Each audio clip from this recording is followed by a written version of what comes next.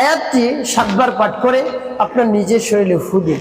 যে জাদু করেছে তার শরীর ক্ষত বিক্ষত হয়ে যাবে, একেবারে নিস্তেজ হয়ে পড়বে, একেবারে ধ্বংস হয়ে যাবে।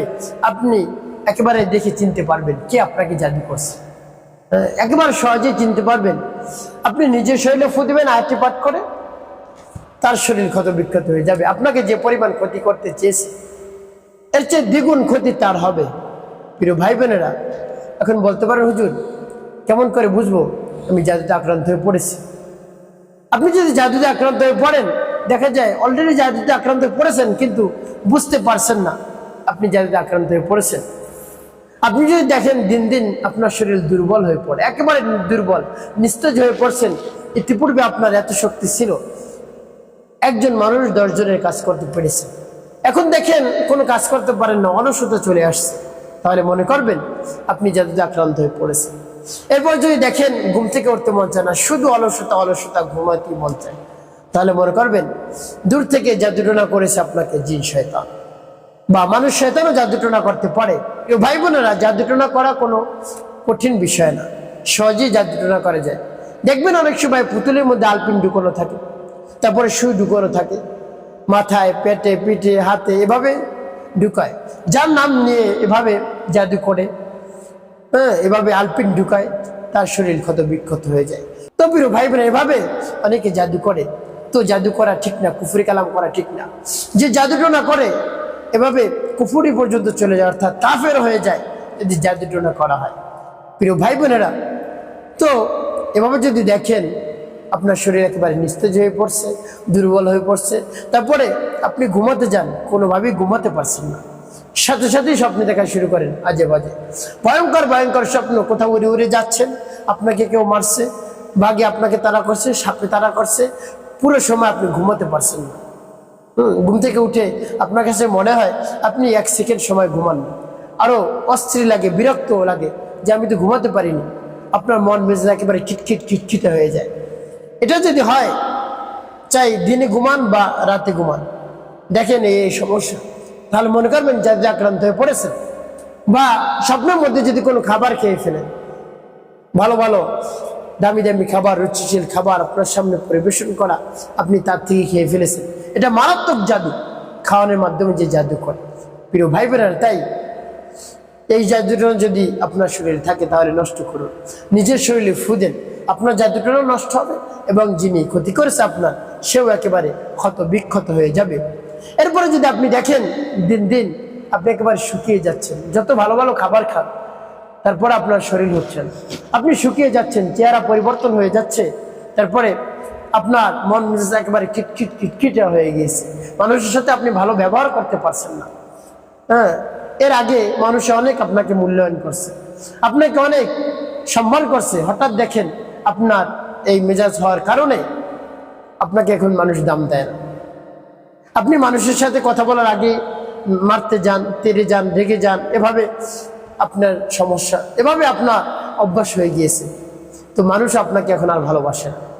এটা যদি হয় তাহলে মনে করবেন জাদুতে আক্রান্ত হয়ে পড়ছে। এই জাদুটনা, কুফরি কালাম, ব্ল্যাক ম্যাজিক, বান আপনি নষ্ট করুন একেবারে সহজেই।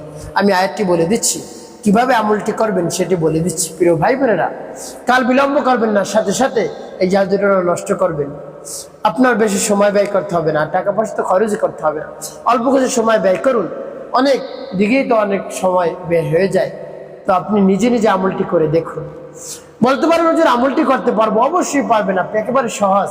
আয়াতটা আমি বলে দেবো, আপনি মুখস্থ করে নেবেন, বা আপনি কোরআন শরীফ দেখে দেখে আয়াতটি পাঠ করতে পারবেন। আমি আয়াত নাম্বার বলে দেবো, কোন সূরার কোন আয়াত। তো প্রিয় ভাই বোনেরা, চলুন কিভাবে আমলটি করতে হয় জেনে নেওয়া যায়। আমলটি করতে হলে আপনাকে ভিডিওটি না টেনে দেখতে হবে, তাহলে সঠিক নিয়মে আমলটি করতে পারবেন। আর যদি টেনে টেনে কেটে কেটে দেখেন তাহলে অনেক জায়গা বাদ পড়ে যাবে, সঠিক নিয়মে আমলটি করতে পারবেন না। প্রিয় ভাই বোনেরা, চলুন কিভাবে আমলটি করতে হয় জেনে নেওয়া যায়। শুরুতেই আমল করার ক্ষেত্রে উত্তম রূপে পবিত্রতা অর্জন করবেন, উত্তম পোশাক পরিধান করবেন, নির্জন একটি জায়গায় কিবলামুখী হয়ে বসবেন, যেন কেউ আপনাকে ডাকাডাকি না করে। আর এমনটা করবেন না অর্ধেক আমল হয়ে গিয়েছে, বাকি অর্ধেক পরে এসে করবেন, ভিতরের সময়টা আপনি কোনো কাজে ব্যস্ত থাকলেন না। আপনি এক বৈঠকে বসে আমলটি শেষ করবেন, এক মজলিসে বসে শেষ করবেন। তো বসে সর্বপ্রথম কি পাঠ করবেন? জীবনের গুনার কথা স্মরণ করে ক্ষমা প্রার্থনা করবেন। আস্তাগফিরুল্লাহ রাব্বি মিন কুল্লি যামবি ওয়া আতুবু ইলাইহি লা হাওলা ওয়ালা কুওয়াতা ইল্লা বিল্লাহিল আলিয়্যিল আযীম। যখন পাঠ করা শেষ হয়ে যাবে এরপর তিনবার দুরূদ শরীফ সাল্লাল্লাহু আলাইহি ওয়াসাল্লাম সাল্লাল্লাহু আলাইহি ওয়াসাল্লাম সাল্লাল্লাহু আলাইহি ওয়াসাল্লাম। ইস্তেগফার দুরূদ শরীফ যখন পাঠ করা হয়ে যাবে এরপরে আপনি কি করবেন? এরপর আপনি সেই দোয়াটি পাঠ করবেন। যখন পাঠ করবেন রব্বে কারিমের কাছে বলবেন, আল্লাহ আপনি তো জানেন আমার সমস্যা কি, আমার শরীরে একেবারে জাদুটোনা একেবারে নষ্ট করে ফেলছে আমার শরীর, আমার এত যে সমস্যা আপনি দূর করে দিন। আপনি যদি জাদুটোনা নষ্ট করে দিন সব সমস্যা দূর হয়ে যাবে। আল্লাহ আমার এই সমস্যা থেকে আমাকে মুক্তি দান করুন। রব্বে কারিমের কাছে বিনয়ের সাথে একেবারে নিম্ন স্বরে বলবেন, এরপরে দোয়া পাঠ করবেন। পরবর্তী কি কি করবেন বলে দিচ্ছি, আগে এই আয়াতটি পাঠ করে নিন। বিসমিল্লাহির রাহমানির রহিম। আরাদাল্লাহুল্লাযীনা কাফারু বিগায়যিহিম লাম ইয়ানালু খায়রা ওয়া কাফাল্লাহুল মুমিনিনাল কিতাল ওয়া কানা আল্লাহু কাবিয়্যান আজিজা। তবে যখন পাঠ করে যাও আপনি নিজে শুনে ফেলুন, তারপর আপনি আবারও পাঠ করবেন। বিসমিল্লাহির রাহমানির রহিম। আরাদাল্লাহুল্লাযীনা কাফারু বিগায়যিহিম লাম ইয়ানালু খায়রা ওয়া কাফাল্লাহুল মুমিনিনাল কিতাল ওয়া কানা আল্লাহু কাবিয়্যান আজিজা। পাঠ করা সবার একটু, তারপর আপনি মনে দরদ নিয়ে আবার পাঠ করবেন। বিসমিল্লাহির রাহমানির রহিম। আরাদাল্লাহুল্লাযীনা কাফারু বিগায়যিহিম লাম ইয়ানালু খায়রা ওয়া কাফাল্লাহুল মুমিনিনাল কিতাল ওয়া কানা আল্লাহু কাবিয়্যান আজিজা। পাঠ করে সবাই কতবার পাঠ করবেন? গুনে গুনে 7 বার, 7টি ফু দেবেন। এরপরে পাঠ করবেন লা হাওলা ওয়ালা কুওয়াতা ইল্লা বিল্লাহ, লা হাওলা ওয়ালা কুওয়াতা ইল্লা বিল্লাহ, লা হাওলা ওয়ালা কুওয়াতা ইল্লা বিল্লাহ। 7 বার পাঠ করে ফু দেবেন শরীর লাগতে।